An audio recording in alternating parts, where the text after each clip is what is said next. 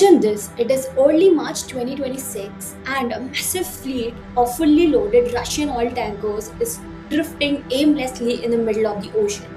And nobody can touch them because of the Western sanctions. Then India makes a frantic call, snapping up a 30 million barrels in a matter of days. Tankers literally turn around mid sea to rush towards the Indian ports. But you know what? India was only allowed to buy this oil because of a 30-day waiver from the US. And that waiver just expired on April 11th. So, what forced India to get into this desperate corner of buying sanctioned oil on a borrowed terms?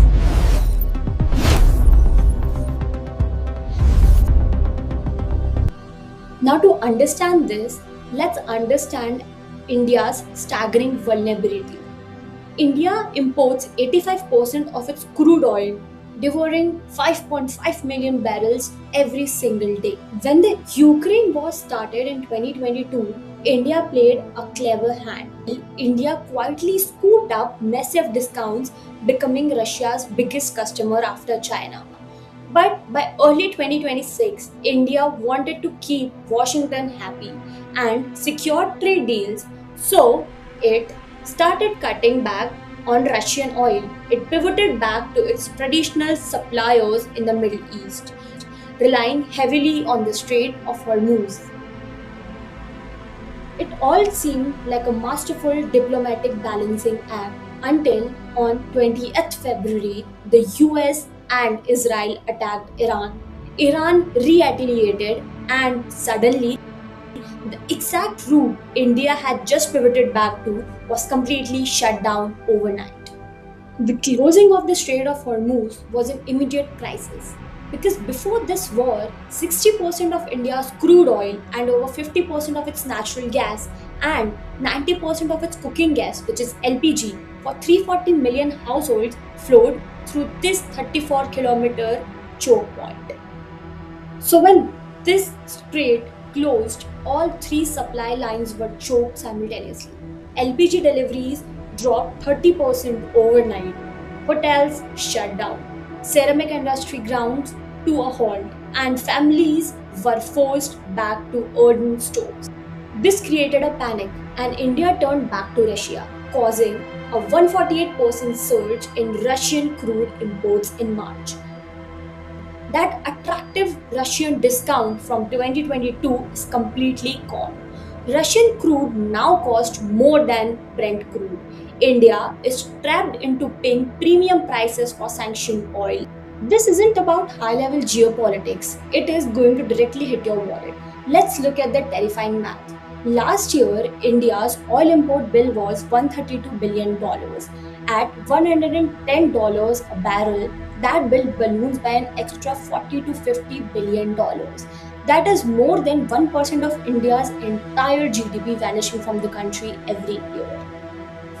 The rupee has crashed to a record low of 92.34 rupees against the dollar, making these forced imports even more painfully expensive. To keep pump prices stable, the government slashed petrol and diesel tanks by rupees 10 a litre, taking a huge hit to our tax revenues. Also, foreign portfolio investors have pulled a $10 billion out of the country since January, and private sector activity has hit its lowest level since October 2022. Every 10 rupees rise in crude translates directly to a higher auto fare, pricier dal, and soaring electricity bills. So, given all of this, now India is scrambling for a way out. The country is now frantically pulling 70% of its import from routes outside the Strait of Hormuz and rushing to install hundreds of thousands of pipe gas connections that don't rely on global shipping lanes. But when you compare India to China, the reality is deeply uncomfortable.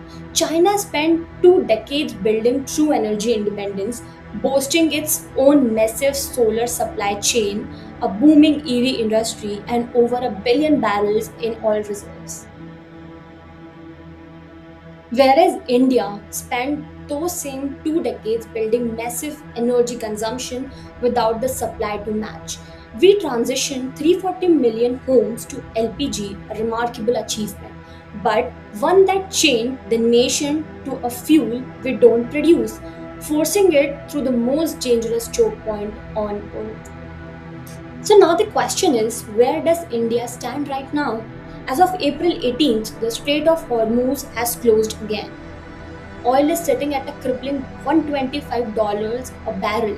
The Russian wavier is dead, and India only has 25 days of crude and LPG reserves left. So, India's price strategic autonomy, the belief that it can buy from anyone and chart its own path, is violently being tested by a war it didn't start in a region it does not control. This crisis didn't create India's vulnerability, it exposed it. It leaves every Indian staring down a chilling question. Can we afford to be this dependent on someone else's oil, shipped through someone else's trade, and priced in someone else's currency? This isn't just geopolitics anymore, this is a survival question. If you found this insightful, share it with someone you think should know.